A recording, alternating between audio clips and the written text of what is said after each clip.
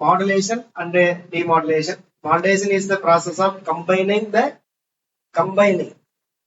the low frequency signal with a very high frequency radio wave called carrier wave. The resultant wave is called modulated carrier wave. This job is done at the transmitting station. Modulation அப்படினா low frequency signal high frequency radio wave ஓட join பண்றது, combine பண்றது. இந்த resultant wave combine பண்ண பிறகு கிடைக்குதுல wave, அந்த வேவுக்கு என்ன பேர் அப்படினா modulated wave அல்லது modulated carrier wave சொல்றோம். இந்த நிகழ்ச்சி எங்க நடக்குதுன்னு பாத்தீங்கன்னா இங்க ஸ்டேஷன்ல, transmitting station நடக்குது. And the demodulation is the process of separating or recovering the signal from the modulated carrier wave. It is just the opposite of modulation. Modulation க்கு அப்படியே opposite மாதிரி சொல்லலாம். இது எங்க நடக்குதுன்னு பாத்தீங்கன்னா receiving end அங்க நடக்குது. இப்ப ஜெனரலா மாடுலேஷன் அப்படின்றது பாத்தீங்கன்னா நம்ம ஏற்கனவே சொல்லியிருந்தோம். It is the process of combining an audio frequency AF signal radio frequency carrier wave ஓட என்ன பண்ற போறோம், கம்பைன் பண்றோம். இதுல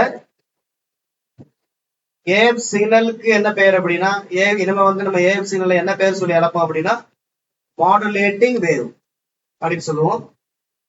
அண்ட் the resultant வேவ்னா என்னது, ஏவும் ஆர்எஃப்பும் கம்பைன் பண்ணி வர்றது. அந்த ரிசல்டன்ட் வேவுக்கு என்ன பேருனா மாடுலேட்டட் வேவ். அந்த இது கேரியர் வேவ்ன்றது கேரியர் வேவ் அப்படியே இருக்கும். இப்போ மாடுலேட்டிங் வேவ்னா எதை சொல்றோம், நம்ம அந்த radio frequency wave. Modulated wave அப்படின்னா ஆர்எஃப் பிளஸ் ஏஎஃப் ரெண்டும் ஜாயின் பண்ணி வரக்கூடிய அந்த வேவ். ஏன்னா இனிமே அந்த வேர்டு தான் நம்ம யூஸ் பண்ணுவோம், நீங்க கன்ஃபியூஸ் ஆகக்கூடாது. அடுத்து during modulation some characteristics of carrier wave is varied. During modulation போது யார் மாற்றப்படுகிறாங்க, கேரியர் வேவோட கேரக்டரை மாத்துறோம். எதை மாத்த மாட்டோம், ஆடியோ ஃப்ரீக்வன்சில எந்த சேஞ்சுமே நம்ம பண்ண மாட்டோம். பண்ணீங்கன்னா அப்புறம் அங்க பாடுற பாட்டு இங்க வேற மாதிரி கேட்கும். அதனால அதை மாத்தக்கூடாது. எதை மாத்தணும், நம்ம கேரியரை மாத்திக்கலாம்.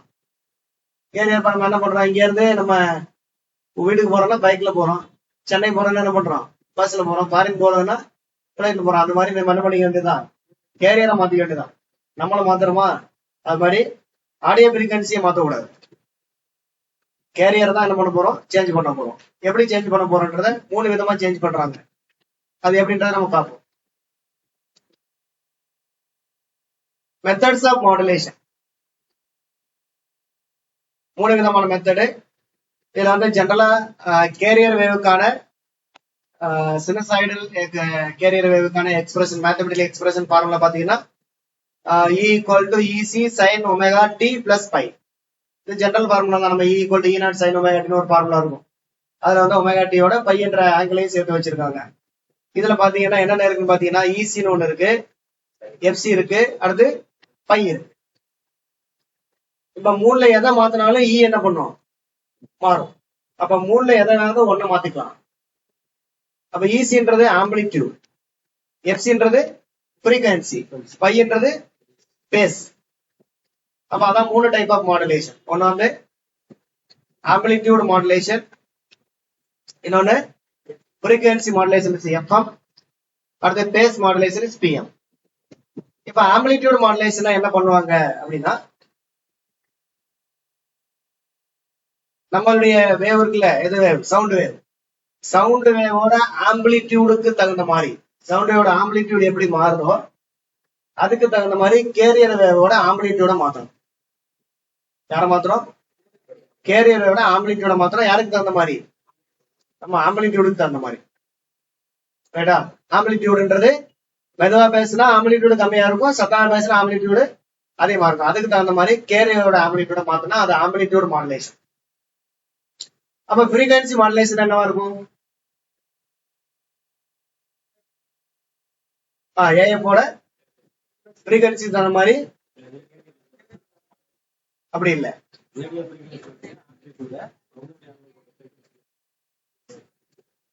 இப்ப ஏஎம்னா என்ன சொன்னோம், நம்ம எந்த வேவ், சவுண்ட் வேவோட ஆம்பிளிடியூடுக்கு தகுந்த மாதிரி கேரியரோட ஆம்பிளிடியூட நீங்க மாத்துறீங்க. ஆம்பிளிடியூட் எப்படி மாறுதோ அதுக்கு தகுந்த மாதிரி என்ன பண்ணும், கேரியரோட ஆம்பிளிடியூட் மாறும். அது ஆம்பிளிடியூட் மாடுலேஷன். ஃப்ரீக்வன்சி மாடுலேஷன்னா யாருக்கு தகுந்த மாதிரி, அதுவும் ஆம்பிளிடியூடுக்கு தகுந்த மாதிரி தான். சவுண்டோட ஆம்பிளிடியூட எப்படி மாறுதோ அதுக்கு தகுந்த மாதிரி அதோடைய ஃப்ரீக்வன்சியை மாத்தணும், ரேடியோட ஃப்ரீக்வன்சியை மாத்தணும். அதே மாதிரி பேஸ் மாடுலேஷன்ல சவுண்டோட ஆம்பிளிடியூட் எப்படி மாறுதோ அதுக்கு தகுந்த மாதிரி யாரை மாத்துறாங்க, அதோடைய பேஸ மாத்தணும். மூணுலயுமே யாருக்கு தகுந்த மாதிரி தான் பண்றோம், சவுண்டோட ஆம்பிளிடியூடு தகுந்த மாதிரி தான். ஆனா அங்க மாத்துறதா வேற வேற. இதோட ஆம்பிளிடியூடுக்கு தகுந்த மாதிரி ஆம்பிளிடியூட மாத்தீங்கன்னா ஏஎம், ஆம்பிளிடியூடுக்கு தகுந்த மாதிரி ஃப்ரீக்வன்சி மாத்தினீங்கன்னா எஃப்எம், ஆம்பிளிடியூடுக்கு தகுந்த மாதிரி எதை மாத்தணும், பேச மாத்தினீங்கன்னா பிஎம். நம்ம இதை எப்படின்னா தவறாதான் புரிஞ்சிருப்போம். ஆம்பிளிடியூட் தகுந்த மாதிரி ஆம்பிளிடியூட மாத்தினா ஏஎம், ஃப்ரீக்வன்சி தகுந்த மாதிரி ஃப்ரீக்வன்சியை மாத்தினா எஃப்எம், அப்படிதான் நம்ம என்ன பண்ணிருப்போம், எல்லாருமே புரிஞ்சிருப்போம். ஆக்சுவலா இதுதான் ப்ராசஸ்.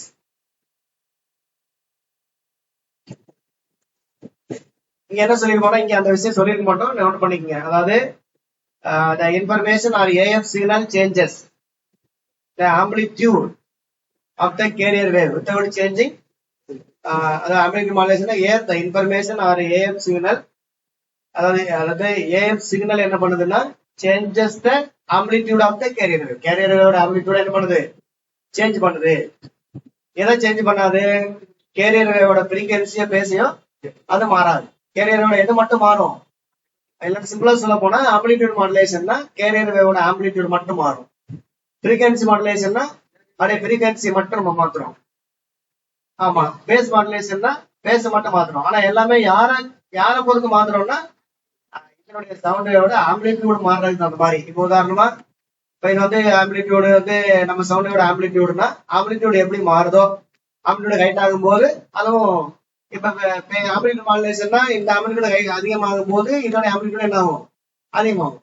ஃப்ரீக்வன்சி மாடுலேஷன்னா இதோட ஆம்பிளிடியூட் அதிகமாகும் போது அதுக்கு என்ன ஆகும், ஃப்ரீக்வன்சி அதிகமாகும். ஆம்பிளிடியூட் குறையும் போது ஃப்ரீக்வன்சி என்ன ஆகும், குறையும். அப்படி அந்த மெத்தட்ல நம்ம வாங்க. இப்ப ஆம்பிளிடியூட் மாடுலேஷன் அதை பத்தி நம்ம டீடைலா பார்க்க போறோம். இந்த இதுல ஒரு முக்கியமான பாயிண்ட் என்னன்னு பாத்தீங்கன்னா, ஆம்பிளிடியூட் மாடுலேஷனை நம்ம ஏஎம் அப்படின்னு சொல்றோம். இந்த ஏஎம்ல நீங்க பழைய காலத்து ரேடியோ வச்சிருந்தீங்கன்னா தெரியும், ஏஎம்ல எல்லாம் என்ன ஸ்டேஷன் வரும் அப்படின்னா நமக்கு அந்த ஸ்டாண்டர்டான ஸ்டேஷன்ஸ். இப்ப திருச்சிராப்பள்ளி வானொலி நிலையம்னு ஒன்று சொல்லுவாங்க, எஃப்எம் கிடையாது, இன்னொன்று திருச்சிராப்பள்ளி வானொலி நிலையம். அது அந்த பாட்டெல்லாம் அதிகம் போட மாட்டான், செய்திகள் இந்த மாதிரி சில சில விஷயங்கள் மட்டும் போடுவான். அந்த வானொலி நிலையம் இலங்கை சர்வதேச வானொலி நிலையம், இதெல்லாம் வந்து ஏஎம்ல வரும். ஏஎம்ல ரெண்டு வகையான இது இருக்கு. என்னன்னு பாத்தீங்கன்னா, ஒன்னு எஸ்டபிள்யூ, இன்னொன்னு எம்டபிள்யூ. நம்ம தமிழ்நாட்டுக்குள்ள இருக்கிற திருச்சி வானொலி நிலையம்லாம் உங்களுக்கு எம்டபிள்யூல வரும், மீடியம் வேவ். ஃபாரின்ல இருந்து வரக்கூடிய வானொலி நிலையம், சீன வானொலி நிலையம் இருக்குது, சிங்கப்பூர் வானொலி நிலையம் இருக்குது, லண்டன் பிபிசி அந்த இது ஒளிபரப்பு இருக்கு, இலங்கை வானொலி நிலையம் இருக்குது. இதெல்லாம் வந்து எதுல வரும் அப்படின்னா எஸ்டபிள்யூல வரும். இது எல்லாமே எஸ்டபிள்யூ எம்டபிள்யூ ரெண்டுமே எதுல தான் வரும், நமக்கு ஏஎம் அதுல வரும். எஃப்எம்ன்றது லேட்டஸ்டா தான் நமக்கு அந்த இது வந்து டெக்னிக் வந்துச்சு, டெக்னாலஜி வந்தது. ஓகே, இப்ப இந்த ஏஎம்ல பாத்தீங்கன்னா ஆம்பிளிடியூட் மாடுலேஷன்ல அந்த ஒவ்வொரு ஸ்டேஷனுக்கும் ஒரு ஃப்ரீக்வன்சி இருக்கும். நார்மலா ஏஎம் இருந்தாலும் சரி, எஃப்எம் இருந்தாலும் சரி. இப்ப கொடைக்கானல் அப்படின்னா அதுக்கு ஒரு ஃப்ரீக்வன்சி, அவன் அந்த ஃப்ரீக்வன்சி சொல்லியே தான் சொல்லுவான். என்ன சொல்லுவான், 100.5 100.5 மெகாஹெர்ட்ஸ். 100.5 மெகாஹெர்ட்ஸ் என்ன, அவங்களுக்காக ஒதுக்கப்பட்ட அந்த அலைவரிசையோட ஃப்ரீக்வன்சி, அதோட அதிர்வெண். அது மாதிரி ஏஎம்கான ஒவ்வொரு ஸ்டேஷனுக்கும் எல்லாம் ஒதுக்குவாங்க, அந்த ஃப்ரீக்வன்சி ஒதுக்குவாங்க. அதுல பாத்தீங்கன்னா ஏஎம்கான ஸ்டாண்டர்ட் பிராட்காஸ்ட் பேண்ட் பாத்தீங்கன்னா எவ்வளவுன்னு பாத்தீங்கன்னா 550 இருந்து 1550 கிலோஹெர்ட்ஸ்.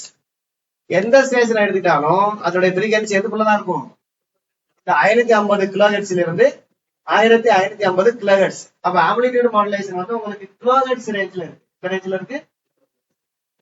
இது வந்து ஃப்ரீக்வன்சி மாடுலேஷன் வந்து எதுல இருக்கும்னா மெகாஹெர்ட்ஸ் ரேஞ்ச்ல இருக்கும். இது கிலோஹெர்ட்ஸ் ரேஞ்ச், அது மெகாஹெர்ட்ஸ் ரேஞ்ச்ல நமக்கு வரும். இதை அண்டர்லைன் பண்ணிக்கங்க.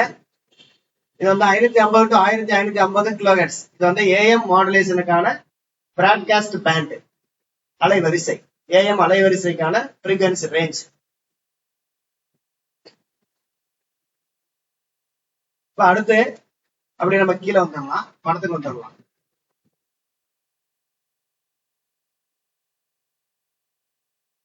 இது வந்து நமக்கு ஏவுக்கான பிக்சர். இது வந்து என்ன வேவ் அப்படின்னா சவுண்ட் வேவ். இது வந்து கேரியர். இது வந்து மாடுலேட்டட் வேவ். மாடுலேட்டட் ரெண்டு சேர்ந்து கிடைக்கக்கூடியது. இப்ப இந்த வேவ் எப்படி இருக்கு பாருங்க. இது கேரியர் வேவ், சவுண்ட் வேவ், இது ரெண்டும் சேர்ந்து நமக்கு மாடுலேட்டட் வேவ் ஆயிருக்கு. இப்ப மாடுலேட்டட் வேவ் பாத்தீங்கன்னா எப்படி இருக்குன்னா, இங்க வந்து இதோடைய ஆம்பிளிடியூட் எப்ப ஹைட் ஆகுதோ அதே சமயத்துல மாடுலேட்டட் வேவோட ஆம்பிளிடியூட் என்ன ஆகுது, ஹைட் ஆகும். இந்த ஆம்பிளிடியூட் 0 ஆகும் போது இது என்ன செய்யும், நமக்கு வந்து ஆல்மோஸ்ட் 0வா கிடைக்கும்.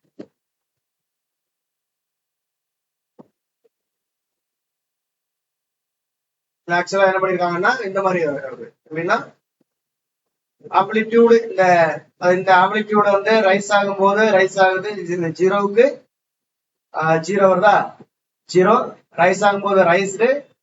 அடுத்து வந்து திரும்ப இது வந்து லோ, இது வந்து லோ பாயிண்ட். இந்த பாயிண்ட், இந்த சென்டர் பாயிண்ட் வந்து என்ன பாயிண்ட்னா லோ பாயிண்ட். இது இறங்குறது உள்ள இதுல வந்துருது, இதுல வந்துருது.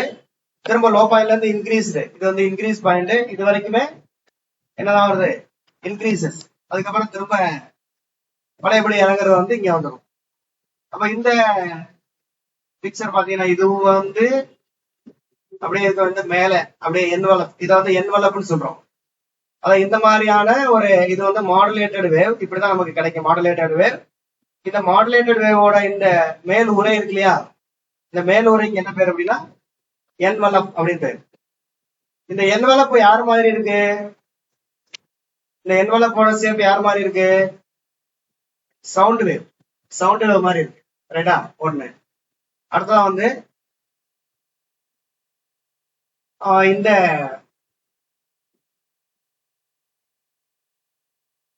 இதுல வந்து இன்னொரு விஷயம் சொல்லுவோம்.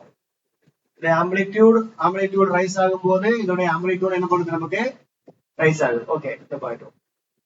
இப்ப இங்க வந்துடலாம். if you observe the envelope of the modulated carrier wave, modulated carrier wave ஓட envelope நீங்க பாத்தீங்க அப்படின்னா அது யார் மாதிரி இருக்கு, AF சிக்னலோட, அதாவது is an exact replica, அது AF சிக்னல் வேவ் மாதிரியே இருக்கு அப்படின்னு சொல்லியிருக்கோம். அடுத்து இந்த ரெண்டு பாயிண்ட் பாத்தீங்கன்னா, ஒன்னு fluctuations in the amplitude of the carrier wave. Carrier வேவ்ல ஏற்படக்கூடிய fluctuation வந்து யாரை பொறுத்து இருக்கு அப்படின்னு பாத்தீங்கன்னா, எப்பவுமே யாரை பொறுத்து இருக்கும், சிக்னல் ஆம்பிளிடியூட பொறுத்து இருக்கும். சிக்னல் ஆம்பிளிடியூட பொறுத்து fluctuation இருக்கும். fluctuation என்ன, ஹைட், அதாவது வேல்யூ ரைஸ் ஆகுறது, வேல்யூ குறையுது, அதுக்கு பேரு fluctuation. அப்படி வேல்யூ வந்து இன்க்ரீஸ் ஆகுறது, குறையிறதுக்கு பேர் சொல்றோம் fluctuation. அடுத்து fluctuation rate. fluctuation rate என்ன அர்த்தம்னா, அந்த fluctuation எவ்வளவு ஃபாஸ்டா நடக்குது. fluctuationனா என்ன அர்த்தம், வேல்யூ வந்து அதிகரிக்கிறது குறையிறது சொல்றோம். fluctuation rateனா எவ்வளவு வேகமா அதிகரிக்கிறது குறையிறது, எவ்வளவு வேகமா நடக்குது, எவ்வளவு நேரத்துல. இது வந்து இப்போ உதாரணமா ஒரு செகண்ட்ல எத்தனை வேவ்ஸ் ஃபார்ம் ஆகுது, எத்தனை வந்து ஹையஸ்ட் வருது, எத்தனை லோயஸ்ட் வருது அப்படின்றது என்னது, அது fluctuation rate. அப்ப இந்த fluctuation in the amplitude of the carrier wave எதை டிபெண்ட் பண்ணிருக்கு, fluctuation யாரை டிபெண்ட் பண்ணிருக்கு, ஆமா ஆம்பிளிடியூட, அதாவது ஆடியோவினுடைய ஆம்பிளிடியூட டிபெண்ட் பண்ணிருக்கும், ரைட்டா? fluctuation rate யாரை டிபெண்ட் பண்ணிருக்கும், frequency டிபெண்ட் பண்ணிருக்கும். இது ஜெனரல், AM இல்ல, ஜெனரலாவே fluctuation யாரை டிபெண்ட் பண்ணிருக்கும், ஆம்பிளிடியூட். அதான் ஆம்பிளிடியூட் அதிகமா fluctuate ஆனிச்சுன்னா, உதாரணமா வந்து ரொம்ப லோயஸ்ட் வாய்ஸ் அப்புறம் ஹையஸ்ட் வாய்ஸ் அப்படின்னா fluctuation எப்படி இருக்கும், அதிகமா இருக்கும். அது ஆம்பிளிடியூட். லோயஸ்ட் வாய்ஸ்னா லோயஸ்ட் ஆம்பிளிடியூட், ஹையஸ்ட் வாய்ஸ்னா என்னது, ஹையஸ்ட் ஆம்பிளிடியூட். அப்ப fluctuation அதை பொறுத்து இருக்கும். இதுவே வந்து fluctuation ரேட்ன்றது என்ன அப்படின்னா, எவ்வளவு ஸ்பீடா வந்து அந்த இது வந்து மாறுது அப்படின்றது. இப்ப ரேட் அப்படின்றது பெரும்பாலும் நமக்கு எதை சார்ந்து இருக்கும், நமக்கு ஃப்ரீக்வன்சியை சார்ந்து இருக்கும். fluctuationன்றது எதை சார்ந்து இருக்கும், நமக்கு வந்து ஆம்பிளிடியூட சார்ந்து இருக்கும். இதை ஜெனரலா ஞாபகம் வச்சுங்க, ஏஎம்க்கு இல்ல எல்லாத்துக்குமே பொதுவாக வரும்.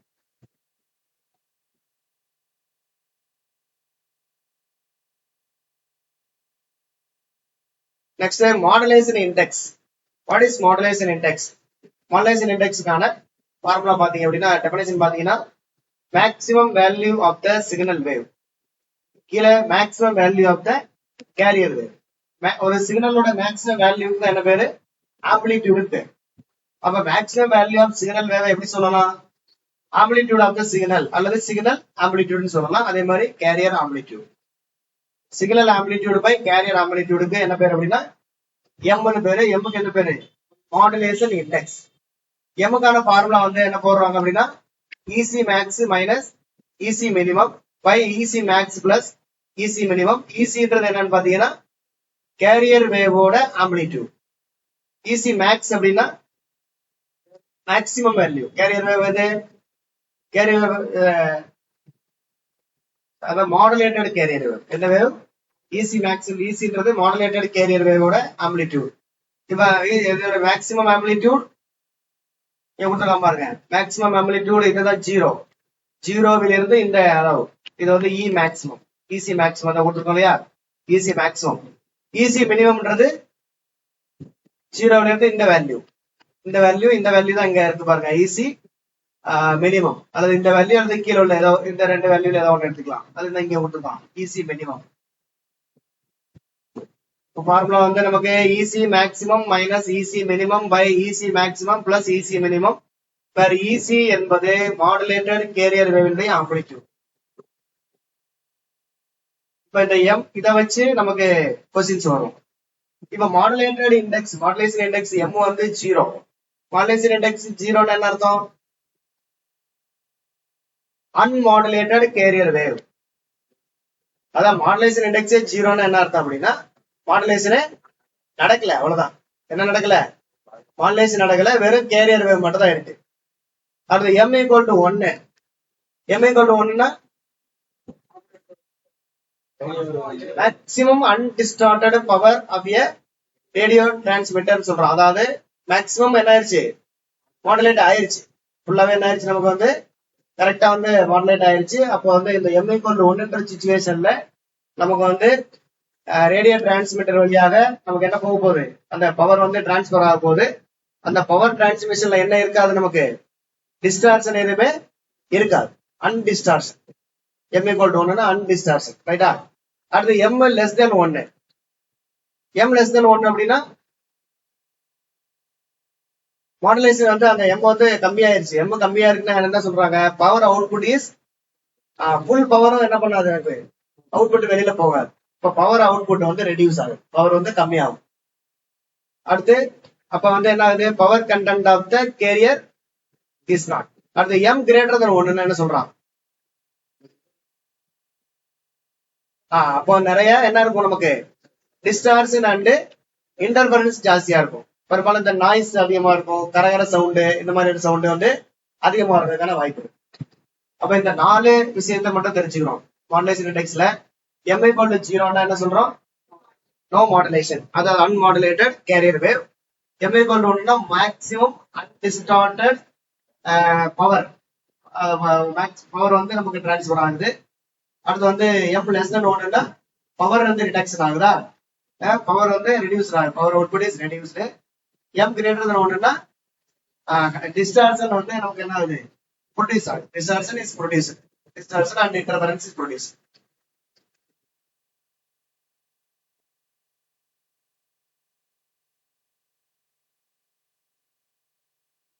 அந்த ஏஎம் வேவ். ஏஎம் வேவ்னா ஆம்பிளிட்யூட் மாடுலேஷன். அந்த மாடுலேட்டட் வேவ் வந்து அதுல வந்து 3 விதமான காம்பனன்ட்ஸ் இருக்கும். ஃப்ரீக்வன்சி காம்பனன்ட் இருக்கும். 3 ஃப்ரீக்வன்சி காம்பனன்ட் இருக்கும். அதுல ஒரு ஃப்ரீக்வன்சி காம்பனன்ட் பாத்தீங்கன்னா எஃப்சி, இன்னொன்னு வந்து எஃப்சி பிளஸ் எஃப்எம், இன்னொன்னு வந்து என்ன அப்படின்னா எஃப்சி மைனஸ் எஃப்எம்.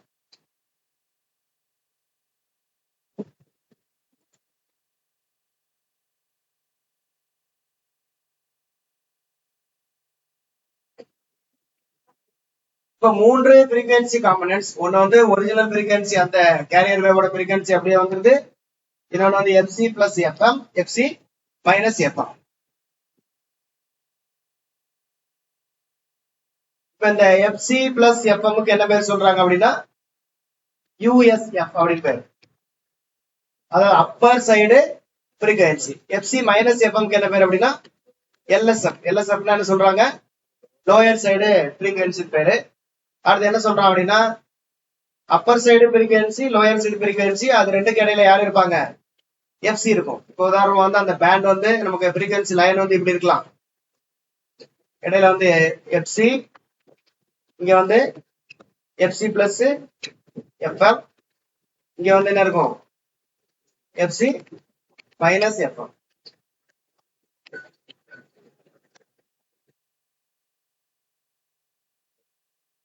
இப்படிதான் இருக்கும். இப்ப பாத்தீங்கன்னா என்ன சொல்றான் அப்படின்னா, நமக்கு அந்த FC minus FM, FC plus FM ரெண்டுமே எப்படி இருக்கும்னா, எஃப்சில இருந்து சேம் டிஸ்டன்ஸ்ல இருக்கும். எஃப்சில இருந்து எஃப்சி மைனஸ் எஃப்எம் வந்து இப்போ எவ்வளவு டிஸ்டன்ஸ்ல இருக்கும், அதே டிஸ்டன்ஸ்ல யாரு இருப்பாங்க, எஃப்சி பிளஸ் எஃப்எம் அந்த ஃப்ரீக்வன்சி லைனும் இருக்கும். The two new frequencies are called the upper side frequency and lower side frequency respectively and are symmetrically located around the carrier frequency. Symmetrically located னா கரெக்டா வந்து carrier frequencyல இருந்து ரெண்டும் எப்படி இருக்கும், ஒரே ஈக்குவல் டிஸ்டன்ஸ்ல இருக்கும் ரெண்டு சைடும். அடுத்து கேரியர் ஃப்ரீக்வன்சி தான் மூணு விதமா மாறுமே தவிர, மாடுலேட்டிங் ஃப்ரீக்வன்சின்னு சொல்றது, மாடுலேட்டிங் ஃப்ரீக்வன்சின்றது சவுண்ட் வேவோட ஃப்ரீக்வன்சி என்ன பண்ணாது அப்படின்னா remains unchanged but does not appear in the amplifier output. இது வரைக்கும் குறிச்சுங்க. நெக்ஸ்ட் வந்து the amplitude of the side frequency depends on the value of m. இந்த சைடு ஃப்ரீக்வன்சி இருக்குல்ல, இது ஒரு சைடு ஃப்ரீக்வன்சி, இது ஒரு சைடு ஃப்ரீக்வன்சி. இதோடைய ஆம்பிளிட்யூட்னா இந்த ஹைட் வந்து யாரை சார்ந்து இருக்குன்னு சொல்றான் அப்படின்னா, யாரை சார்ந்து இருக்கும், எம், மாடுலேஷன் இண்டெக்ஸ் எம் சார்ந்து இருக்கும். இந்த ஆம்பிளிட்யூட் வந்து அதுக்கான ஃபார்முலா என்னன்னு பாத்தீங்கன்னா, இதோடைய ஹைட்டுக்கான ஃபார்முலா வந்து, ஆம்பிளிட்யூடுக்கான ஃபார்முலா வந்து யாருக்கு ஈக்குவலா இருக்கும், MA/2. இதுல எம்ன்றது என்னது, மாடுலேஷன் இண்டெக்ஸ். ஏன்றது என்னன்னு சொல்றாங்க, A is the amplitude of the unmodulated carrier wave. Modulation பண்றதுக்கு முன்னாடி இருந்துச்சுல கேரியர் வேவ், அதனுடைய ஆம்பிளிட்யூட், அதனுடைய என்னது ஆம்பிளிட்யூட் தான் ஏ. அப்போ வந்து நமக்கு ஏஎம் வேவ்ல,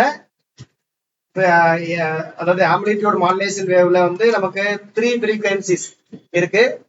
ஒன்னு வந்து எஃப்சி, ஒவ்வொரு ஏஎம் வேவும் 3 ஃப்ரீக்வன்சியை கொண்டிருக்கும், 3 ஃப்ரீக்வன்சி லைன்ஸை கொண்டிருக்கும். அதுல வந்து ஒன்னு வந்து என்னது எஃப்சி ஒரிஜினல் ஃப்ரீக்வன்சி அப்படியே இருக்கும்.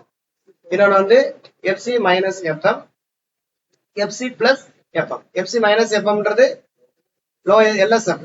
எஃப்சி மைனஸ் எஃப்எம்னா என்ன அர்த்தம்னா, எஃப்சின்றது கேரியர் வேவோட ஃப்ரீக்வன்சி, எம்ன்றது வந்து அந்த சவுண்ட் வேவோட ஃப்ரீக்வன்சி. இப்போ வந்து உதாரணமா வந்து நம்ம ப்ராப்ளம் ஒன்று பார்ப்போம். இப்போ வந்து கேரியர் வேவ் வந்து 100 மெகா ஹெர்ட்ஸ், சவுண்ட் வேவ் வந்து 5 மெகா ஹெர்ட்ஸ்னா அப்ப என்ன இருக்கும், என்னென்ன லைன்ஸ் இருக்கும் அங்க,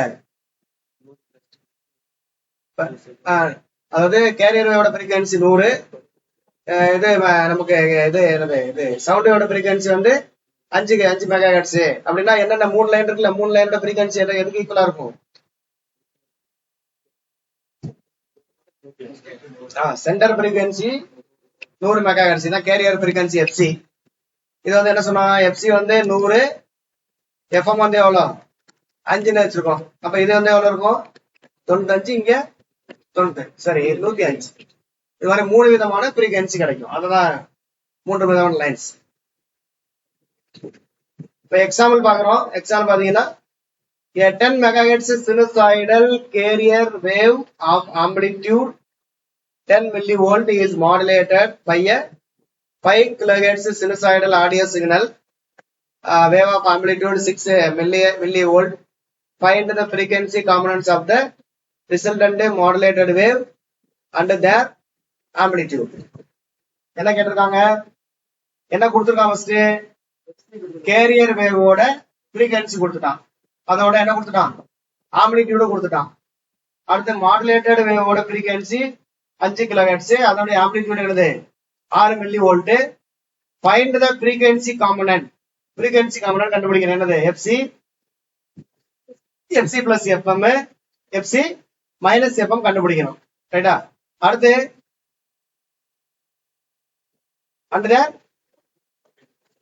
amplitudes, modulated resultant modulated wave under the amplitude, அதனுடைய ஆம்பிளிட்யூடையும் கண்டுபிடிக்கணும். எதை கண்டுபிடிக்கணும், அதனுடைய ஆம்பிளிட்யூட் கண்டுபிடிக்கணும். ஆம்பிளிட்யூட்னா இது இந்த வேவ்ஸோட இந்த ஹைட், இதை வந்து நம்ம கண்டுபிடிக்கணும். எப்படி கண்டுபிடிக்கலாம், ஃபர்ஸ்ட் வந்து என்ன கொடுத்திருக்கிறது, என்னது 10 மெகாஹெர்ட்ஸ்ன்றது என்ன, எஃப்சி கேரியர் வேவோட ஃப்ரீக்வன்சி எஃப்சி. எஃப்சி வந்து 10 மெகா ஹெர்ட்ஸ். இது 5 கிலோ ஹெர்ட்ஸ் என்னது மாடுலேட்டட் வேவ், அதாவது சவுண்ட் வேவ். அதோட ஃப்ரீக்வன்சி எஃப்எம். எஃப்எம் வந்து எவ்வளோ 5 kilo hertz. 5 kilo hertz mega ஹெர்ட்ஸ்க்கு மாத்திக்கிறோம். எவ்வளவு வருதுன்னா 0.005 மெகா ஹெர்ட்ஸ். இப்ப அடுத்து என்ன கேட்டிருக்கான் நமக்கு வந்து அடுத்து ஆம்பிளிடியூட் வேற கொடுத்துருக்கான். ஆம்பிளிடியூட் வந்து எவ்வளோ இதுக்கு கேரியர் வேவோட ஆம்பிளிடியூட் வந்து அதை வந்து நீங்க கேபிட்டல் ஏன்னு வச்சுக்கோங்க. ஏ வந்து எவ்வளவு வச்சுக்கலாம், ஏ வந்து 10, ஏ ஈக்குவல் எவ்வளோ 10. இதோட ஆம்பிளிடியூட பின்னு வச்சுக்கோங்க. பி வந்து எவ்வளவு ஆமா 6, பி ஈக்குவல் 6. இப்ப என்ன கேட்கறான் நமக்கு வந்து அந்த FC plus FM, FC minus FM. இப்போ ஒரிஜினல் கேரியர் ஃப்ரீக்வன்சி எஃப்சி வந்து 10 மெகா ஹெர்ட்ஸ் அவனே கொடுத்துட்டான். யூஎஸ்எஃப் பண்றது 10 பிளஸ் 0.005 எஃப்சி பிளஸ் எஃப்எம். இது வந்து எஃப்சி பிளஸ் எஃப்எம். இது வந்து எனது எஃப்சி மைனஸ் எஃப்எம் கழிச்சீங்கன்னா இது வந்துடும். அடுத்து ஆம்பிளிடியூட் கண்டுபிடிக்கணும். எல்எஸ்எஃப் இஎஸ்எஃப்கான ஆம்பிளிடியூட் இந்த ஹைட்டு. இதுக்கான ஃபார்முலா இப்பதான் பார்த்தோம். என்னது MA/2. அப்போ ஃபர்ஸ்ட் நம்ம என்ன கண்டுபிடிக்கணும், எம் கண்டுபிடிக்கணும் நீங்க. ஏன்னா எம் தெரிஞ்சாதான் இதுல சப்ஸ்டிட் பண்ண முடியும். எம்முக்கு ஃபார்முலா என்ன அப்படின்னா, எம்முக்கான ஃபார்முலா என்ன அப்படின்னா நம்ம ஏற்கனவே சொல்லியிருப்போம். என்னன்னா signal amplitude by carrier amplitude. Signal amplitude தான் பின்னு வச்சிருந்தோம். கேரியர் ஆம்பிளிடியூட் என்னது ஏ. பி வந்து 6, ஏ வந்து எவ்வளோ 10 அடிச்சீங்கன்னா 0.6. இப்போ எம்முக்கு பதிலா 0.6 போட்டோம். இந்த ஏன்றது ஏ எவ்வளோ ஏன்றது 10 தானே, அந்த 10 அப்படியே தூக்கி போடலாம். அப்ப அந்த ஏ வந்து எவ்வளோ 10. அப்ப 0.6 × 10/2 அடிச்சீங்கன்னா 3 மில்லி வோல்ட். ஏன்னா இது எல்லாமே மில்லி வோல்ட்ல கொடுத்துருப்பான், ஆனால் மில்லி வோல்ட்னு எடுத்துக்கிறோம். அப்ப இந்த எல்எஸ்பி ஃப்ரீக்வன்சி பேண்ட் இருக்கு இல்லையா, இந்த லைன் இதோட ஹைட் எவ்வளோ 3 மில்லி வோல்ட். இதோட ஹைட் எவ்வளோ, ரெண்டுமே ஒரே ஹைட்ல தான் இருக்கும். இது ரெண்டுக்குள்ள அந்த டிஃபரன்ஸ் ஃப்ரீக்வன்சி ரேஞ்ச் எவ்வளவுன்னா 5 கிலோ ஹெர்ட்ஸ். அதானே நம்ம இது வந்து எஃப்சி மைனஸ் எஃப்எம், இது வந்து என்னது எஃப்சி பிளஸ் எஃப்எம். இந்த ஃப்ரீக்வன்சி டிஃபரன்ஸ் எதுக்கு ஈக்குவலா இருக்கும், எஃப்எம்க்கு ஈக்குவலா இருக்கு. ஏன்னா அதை தான் நம்ம கழிக்கிறோம், அதான் என்ன பண்றோம் கூட்டுறீங்க. அப்ப எஃப்எம்க்கு ஈக்குவலா இருக்கும். இப்ப ஆக்சுவலா இப்ப இது வந்து நமக்கு ஒரு ஏஎம் சிக்னல் வந்து நமக்கு 3ஆ பிரியுது அப்படின்றது. இது வந்து சிங்கிள் ஃப்ரீக்வன்சி, அதாவது கரெக்டா வந்து நீங்க பேசுற சவுண்ட் வந்து கரெக்டா ஒரு பர்டிகுலர் ஃப்ரீக்வன்சில இருக்கு. அது நீங்க கேரியரோட மாடுலேட் பண்றீங்க அப்படின்னா நமக்கு வந்து மாடுலேட்டட் வேவ்ல எத்தனை ஃப்ரீக்வன்சி இருக்கு, நமக்கு வந்து ஒரே ஒரு காம்பனன்ட் தான் இருக்கு போகுது. ஆனா ஆக்சுவலா அப்படி இருக்குமா அப்படின்னா ஸ்பீச் வந்து எப்படி இருக்கும், அதோட ஃப்ரீக்வன்சி வந்து ஒரு கரெக்டான பர்டிகுலர் ஃப்ரீக்வன்சில கண்டினியூஸா ஸ்பீச்சோ அல்லது சாங்கோ அல்லது எந்த ஒரு இதுவுமே பண்ண முடியாது. அப்ப அந்த இதுக்கு என்ன இருக்கும், நமக்கு ஒரு ரேஞ்ச் ஆஃப் ஃப்ரீக்வன்சிஸ் அலௌடு. அப்போ ஒவ்வொரு ஃப்ரீக்வன்சிக்கும் என்ன இருக்கும், இது மாதிரி ஒவ்வொரு ஃப்ரீக்வன்சிக்கும் 3 லைன் வருமா. ஒவ்வொரு சென்டர் லைன் வந்து இது கான்ஸ்டன்ட், ஒவ்வொன்றுக்கும் ஒவ்வொரு லைன் வரும். ரைட்டா. இப்ப வந்து நீங்க ஃப்ரீக்வன்சி இப்போ வேற ஸ்பீச்சோட ஃப்ரீக்வன்சி மாறும்போது அப்ப இன்னொரு லைன் இங்கிட்டு வரும், இன்னொரு லைன் இந்த சைடு வரும் இல்லையா. அதுக்கு வேற லைன், வேற இடத்துல லைன் வரும். ஏன்னா எஃப்எம் மாறுது இல்ல, frequency of the modulated wave வந்து மாடுலேட்டிங் வேவ் மாறுது. அப்ப வந்து இது என்ன பண்ணும், நமக்கு வந்து இப்படியே வந்து இது மாதிரி ஒவ்வொரு ரேஞ்சுக்கும் ஒவ்வொரு ஃப்ரீக்வன்சி மாறும்போது நமக்கு வந்து என்ன கிடைக்கும் அப்படின்னா வேற வேற இடத்துல லைன்ஸ் கிடைக்கும். அப்ப இந்த லைன்ஸ் எல்லாம் சேர்ந்து என்ன மாறுது அப்படின்னா என்ன மாறும், நமக்கு பேண்டுன்னு மாறும். அவ்வளவுதான். இப்ப எப்படி நம்ம எல்எஸ்எஃப்னு சொன்னோம்ல, என்ன எல்எஸ்எஃப்னா என்னது லோயர் சைடு பேண்ட் ஃப்ரீக்வன்சி. இப்ப வந்து அது என்ன மாறுது, இப்ப லோயர் சைடு பேண்ட். அவ்வளவுதான். லோயர் சைடு ஃப்ரீக்வன்சி வந்து லோயர் சைடு பேண்டுன்னு மாறுது. அதுதான் இங்க சொல்றோம், வேற ஒண்ணு இல்ல. Upper and lower side band. இப்ப என்ன சொல்றாங்க அப்படின்னா in broadcasting station the modulating signal, அதாவது ஹியூமன் வாய்ஸ் அல்லது மியூசிக் ஆனது which contains waves with a frequency range of எவ்வளோ 20 ல இருந்து 4000 ஹெர்ட்ஸ் வரைக்கும் இருக்கும். ஒரு மனுஷன் பேசுறது அல்லது மியூசிக்கோட ஃப்ரீக்வன்சி எந்த ரேஞ்ச் இருக்கலாம், 20 to 4000 ஹெர்ட்ஸ் வரைக்கும் இருக்கலாம். அப்போ ஒவ்வொரு ஃப்ரீக்வன்சிக்கும் இப்ப வந்து ஒருத்தர் பேசும்போது 25 ஹெர்ட்ஸ் இருக்கு, அவரே பேசும்போது சில நேரத்துல என்ன சவுண்ட் அதிகமா இருக்கும், சவுண்ட் கம்மியா இருக்கும். அப்போ ஃப்ரீக்வன்சி என்ன பண்ணும், நமக்கு வந்து சேஞ்ச் ஆகும். அப்போ ஒவ்வொரு ஃப்ரீக்வன்சி சேஞ்ச் ஆகும் போது அந்த இது என்ன ஃப்ரீக்வன்சி லைன்ஸ் வந்து வேற வேற நமக்கு கிடைக்கும். அப்ப each of these waves has its own LSF and USF. ஒவ்வொரு வேவ்ஸும் ஒரு எல்எஸ்எஃப் யூஎஸ்எஃப் கொடுக்கும், ஒவ்வொரு லைனை கொடுக்கும். அப்ப when combined together they give rise to an upper side band and a lower side band. அப்ப வந்து பேண்டா நம்ம கிடைக்கும், ஒவ்வொரு லைனா கிடைச்சிட்டு என்ன கிடைக்குது, நிறைய லைன் சேர்ந்து பேண்டா கிடைக்கும். அப்ப இதுக்கு எப்படி பண்றோம் அப்படின்னா, இந்த எல்எஸ்பில 2 பாயிண்ட் எடுக்கணும். ஒன்னு வந்து எஃப்சி மைனஸ் எஃப்எம் மேக்ஸ், இது எஃப்சி மைனஸ், ரெண்டுமே எஃப்சி மைனஸ் எஃப்எம், இதுவும் எஃப்சி மைனஸ் எஃப்எம் தான். இது என்னதான் எஃப்சி பிளஸ் எஃப்எம், இது என்னது எஃப்சி பிளஸ் எஃப்எம். இது வந்து என்னது எஃப்எம்ல மினிமம், அதாவது மினிமம் வாய்ஸ், கம்மியான ஃப்ரீக்வன்சி வாய்ஸ்ல பேசியிருந்தாங்கன்னா இது ஸ்டார்டிங். இது வந்து ஹையஸ்ட் ஃப்ரீக்வன்சி பேசுற அல்லது மியூசிக்கோட ஹையஸ்ட் ஃப்ரீக்வன்சி இது. அதே மாதிரி இந்த சைடும். அப்போ வந்து நமக்கு இதுல முக்கியமா நம்ம தெரிஞ்சுக்க வேண்டியது பாத்தீங்கன்னா, இந்த எஃப்சி மைனஸ் எஃப்எம் மேக்ஸ் அதுக்கும் எஃப்சி பிளஸ் எஃப்எம் மேக்ஸ் இதுக்கும் உள்ள இந்த டிஃபரன்ஸ் ஆஃப் ஃப்ரீக்வன்சி இருக்குல்ல, அந்த ஃப்ரீக்வன்சிக்கு என்ன பேர் அப்படின்னா சேனல் விட்த் பேர். சேனல்னா ரேடியோ சேனல் இருக்குல்ல, அந்த சேனலுக்கான விட்த். ஒவ்வொரு சேனலுக்கும் விட்த்ன்ற ஒரு கான்செப்ட் இது இருக்கும். அந்த அப்ப வந்து அந்த அவங்க என்ன பண்ணலாம், அந்த சேனல் விட்த் அவங்க பயன்படுத்திக்கலாம். இப்ப channel width or band width is given by the, channel விட்த்துக்கு என்ன ஃபார்முலா நமக்கு வந்து, சேனல் விட்த்னா இது ரெண்டையும் டிஃபரன்ஸ் பண்ணுங்க, ரெண்டையும் கழிச்சிங்கன்னா என்ன வரும் நமக்கு வந்து FC plus FM minus FC minus FM equal என்ன வரும் நமக்கு வந்து எஃப்சி எஃப்சி என்ன ஆயிரும், கேன்சல் ஆயிரும். அப்ப என்ன கிடைக்கும் நமக்கு வந்து 2FM. இதான் சேனல் விட்த்துக்கான ஃபார்முலா, என்னது 2FM. அப்ப frequency of the modulating signal கொடுத்தாங்கன்னா சேனல் விட்த் நீங்க கண்டுபிடிச்சிடலாம் இல்லையா. இப்ப channel width equal to 2FM max. ஆக்சுவலா 2FM என்னது மேக்ஸ்.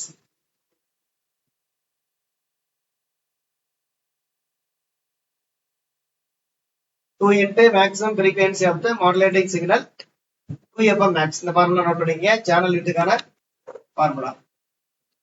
இப்போ ஒரு problem, maximum frequency of the modulating signal, sound வேவோட மேக்ஸிமம் ஃப்ரீக்வன்சி, அதான் நம்ம எஃப்எம். இப்போ எக்ஸாம்பிள் பாத்தீங்கன்னா, ஒரு ப்ராப்ளம் பாத்தீங்கன்னா, band width of 15 MHz is available for AM transmission. AM டிரான்ஸ்மிஷனுக்கு ஒரு பர்டிகுலர் பேண்ட் விட்த் கொடுக்குறாங்க.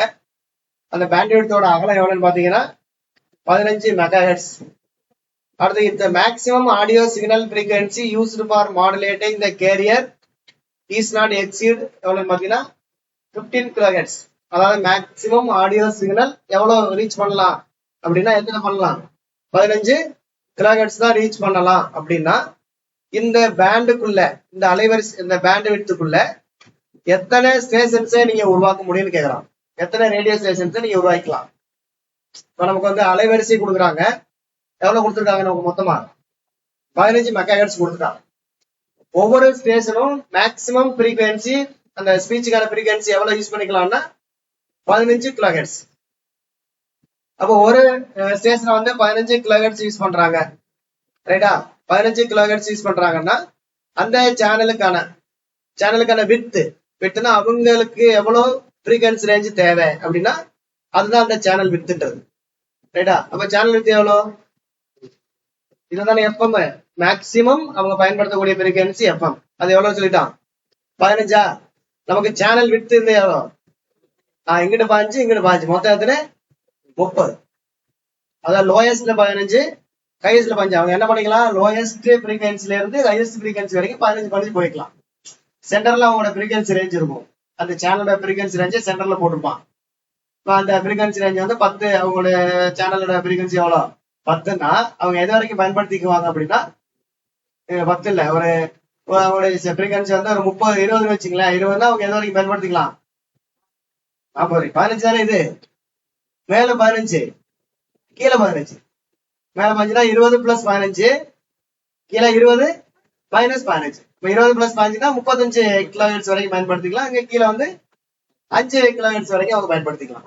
அதாவது மீனிங். இப்ப அவங்களுடைய மொத்த அகலம் வந்து, அவங்க சேனலோட அகலம் வந்து எவ்வளவு அப்படின்னா கீழே 15 மேல 15, 30 kHz. அந்த 30 kHzக்குள்ள அவங்க வந்து யூஸ் பண்ணிக்கலாம். அதை தாண்டா அடுத்த சேனல் வந்துருவான். அவங்களோட இதுதான் என்ன பண்ணும், டிரான்ஸ்ஃபர் ஆயிட்டு இருக்கும். அப்ப இன்டர்ஃபியர் ஆகும். இதுதான் அந்த சேனல் வித்துன்றது. அப்ப வந்து இப்ப என்ன கேக்குறாங்கன்னா கொஸ்டின் வந்து, நம்ம 15 மெகாஹெர்ட்ஸ் நமக்கு அலைவரிசை இருக்கு மொத்தம். இது 15 மெகாஹெர்ட்ஸ். அதுல ஒவ்வொரு சேனலும் மேக்சிமம் எவ்வளவு ஃப்ரீக்வன்சி வந்து வாய்ஸ் யூஸ் பண்ணிக்கலாம் அப்படின்னா 15 யூஸ் பண்ணிக்கலாம்னு சொல்லியிருக்கான். அப்ப அவன் மேக்சிமம் யூஸ் பண்றது அந்த எஃப்எம் மேக்ஸ்ன்னு சொல்றான். அப்ப அவனுக்கான சேனல் வித்து என்றது 2 இன்ட்டு எஃப்எம் எவ்வளவு 30. அப்ப ஒவ்வொரு சேனலும் எவ்வளவு தேவை, ஒரு சேனலுக்கு எவ்வளவு தேவை, அவன் அலைவரிசை அவன் வந்து ஒளிபரப்புறதுக்கு அவனுக்கு தேவையான அந்த அகலம் வந்து எவ்வளவுன்னா 30 கிலோஹெர்ட்ஸ். நம்மகிட்ட மொத்தம் எவ்வளவு இருக்கு, 15 மெகாஹெர்ட்ஸ் இருக்கு. அதுல ஒவ்வொருத்தருக்கும் எவ்வளவு தேவை, 30 தேவை. அப்ப 15 நீங்க 30ல வகுத்தீங்கன்னா அப்ப எத்தனை ஸ்டேஷனை நம்ம உருவாக்க முடியும் இந்த 15 மெகாஹெர்ட்ஸ் அலைவரிசைக்குள்ள? அப்ப எத்தனை வருதுன்னு பாத்தீங்கன்னா 500.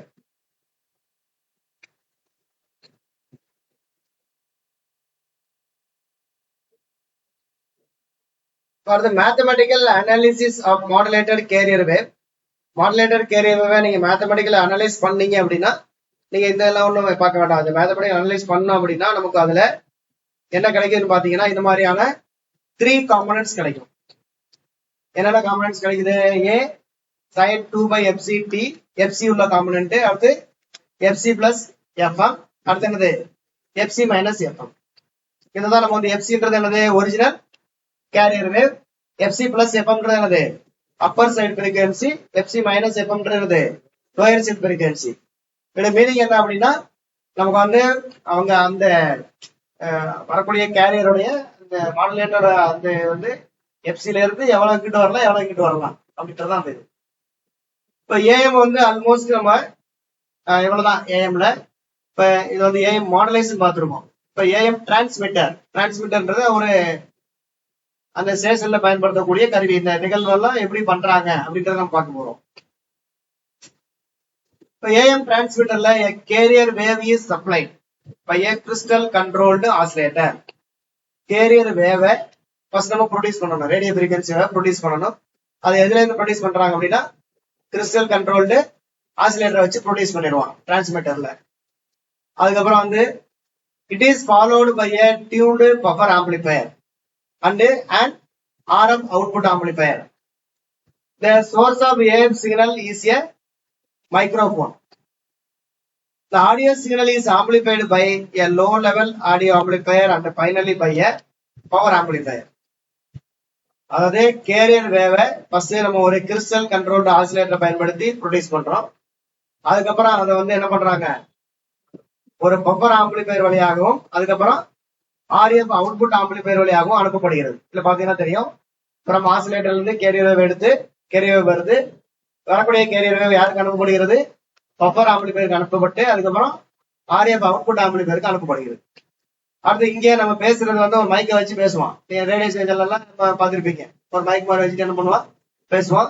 அதுல இருந்து சவுண்ட் வரும். அந்த சவுண்ட் வந்து போதுமான அளவு இருக்காது. அதனால என்ன பண்றாங்க, ஒரு லோ லெவல் ஆடியோ ஆம்பிளிஃபயரை வச்சு இன்னும் திரும்ப என்ன பண்றாங்க, திரும்ப ஆம்பிளிஃபை பண்ணிட்டு அதுக்கப்புறம் இன்னும் பவர் ஆம்பிளிஃபை பண்ணிட்டு அதுக்கப்புறம் இதோட ஜாயின் பண்ணிடும். இப்ப இங்க ரெண்டு என்ன ஆகுது, ஒன்னா மிக்ஸ் ஆகி மாடுலேட்டிங் ஆகி அப்படியே யாருக்கு போகுது, ஆண்டனாவுக்கு போகுது.